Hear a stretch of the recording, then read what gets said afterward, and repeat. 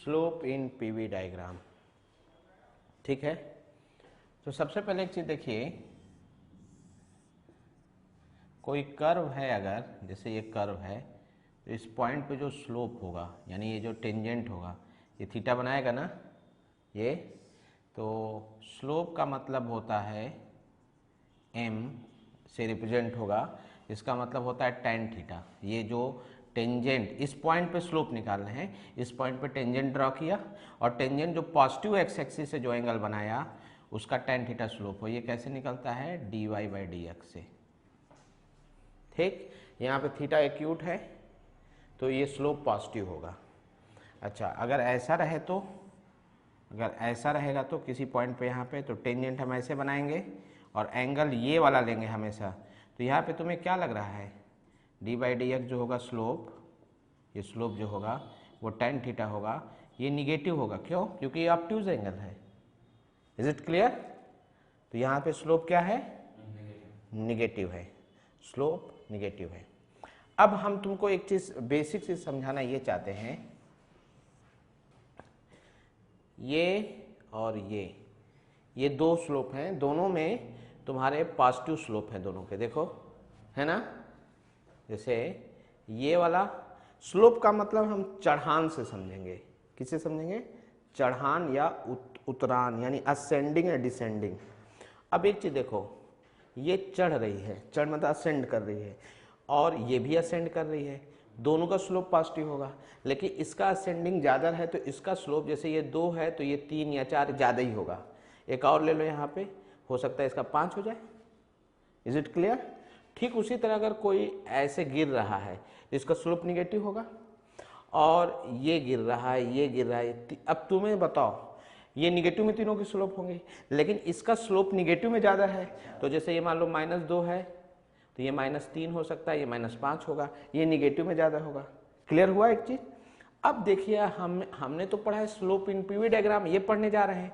तो P जो होता है मोस्टली y एक्सिस पे और V x एक्सिस पे होता है। तो अगर कोई भी ग्राफ हो, चाहे ऐसे हो चाहे ऐसे हो, हम स्लोप कैसे निकालेंगे, उसी तरह निकालेंगे dy बाई डी एक्स। लेकिन यहाँ पे x और y में क्या है, ये P है, ये V है, y एक्सिस पे P है, तो dp बाई डी वी ये होगा हमारा क्या चीज, स्लोप होगा। अब हम ये हर प्रोसेस के लिए, आइसोथर्मल, एडियाबैटिक, आइसो, सबके लिए हम dp बाई डी वी निकालने जा रहे हैं कि क्या आता है।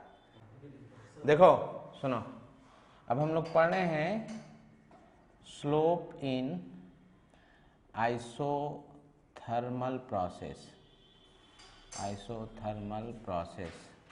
तो आइसोथर्मल प्रोसेस, ये V है, ये P है, ये ऐसे रहता है, एक्सपेंशन लिया हमने, टेम्परेचर यहाँ पे कांस्टेंट है, हमें इस पॉइंट पे स्लोप निकालना है। तुम लोग को दिख ही रहा होगा, इसका स्लोप निगेटिव आना चाहिए क्योंकि ये डिसेंडिंग वाली लाइन है। तो हमें क्या निकालना है, इसमें हमें निकालना है स्लोप जिसकी वैल्यू है dp बाई डी वी। ये एक्सप्रेशन है, इसको सॉल्व करना है। तो आइसोथर्मल प्रोसेस के लिए PV इक्वल टू कॉन्स्टेंट होता है, किसके बराबर, nRT के बराबर। तो जरा सा इसको डिफ्रेंशिएट करते हैं, इस इक्वेशन को डिफ्रेंशिएट करते हैं। तो P dV V dP equal to nRDT, ये होता है एक्सप्रेशन डिफ्रेंशिएट करने पे, जिसमें ये 0 है। क्यों? क्योंकि आइसोथर्मल में चेंज इन टेम्परेचर नहीं होता, ये 0 हो गया। ये डिफ्रेंशिएट इसको किए, इसको यहाँ लिख देते हैं, डिफ्रेंशिएटिंग किसको, PV इक्वल टू nRT को। तो ये हुआ, तो ये 0 हुआ, तो P dV equal to n P dV। क्या निकालना है, dP by D V, dP इधर dV इधर उधर ले जाओ, तो dP by D V equal to minus P by V। ये आ गया हमारा, निगेटिव में आया, देख लीजिए। तो हम इसको ऐसे लिखते हैं, m आइसोथर्मल कितना आया, माइनस P बाई वी। ये एक एक्सप्रेशन है, याद रखिएगा, P बाई वी। ठीक है। अब हम लोग को पढ़ना है स्लोप इन एडियाबैटिक प्रोसेस।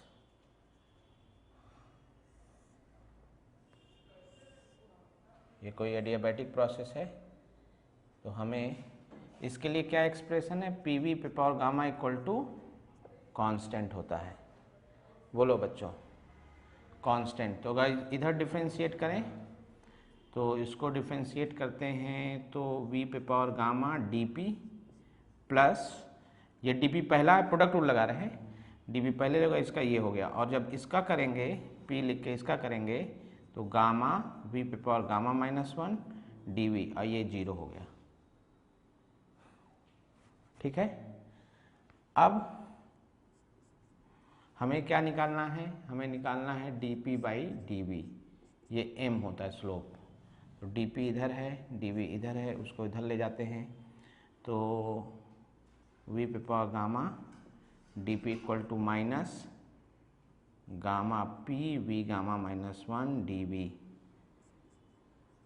तो D P by D V equal to हो जाएगा, इसको इधर ले आए, बाकी सबको उधर ले जाए, gamma P V gamma -1 upon V पे पावर गामा। ये देखो, ये जो है एक पावर कम है, इसे काटोगे तो यहाँ v बच जाएगा, तो ये हो गया गामा p बाई वी। ये v पे पावर गामा है और ये v पे गामा -1, यानी अगर ये v पे पावर 4 है तो ये v पे पावर 3 है, तो एक काटोगे तो एक बचेगा ना। तो इसलिए m एडियाबैटिक, स्लोप इन एडियाबैटिक ये आ गया गामा p बाई वी। अब इन दो एक्सप्रेशन में बहुत खास रिलेशन है, गौर से देखो, ये -p बाई वी है और इसमें गामा टाइम्स ज़्यादा है, तो इसका मतलब ये हो गया, एक रिलेशन बन गया कि m एडियाबैटिक जो है